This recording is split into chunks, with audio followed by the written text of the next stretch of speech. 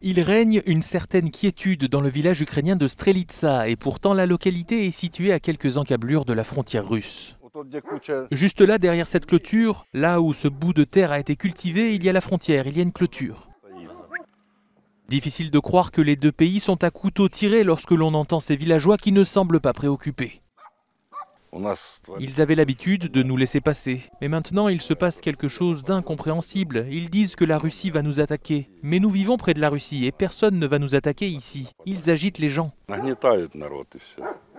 Ici, tout le monde a des amis ou de la famille en Russie. Moscou n'est pas vu comme un agresseur et le pays a une forte influence sur ce village. Lorsqu'on allume la télévision, on se demande même si l'on est toujours du côté ukrainien. Nous ne pouvons voir que des chaînes de télévision russes. Les chaînes ukrainiennes ne sont pas disponibles ici. À la télévision, les Russes disent qu'ils ne vont pas attaquer, et je les crois.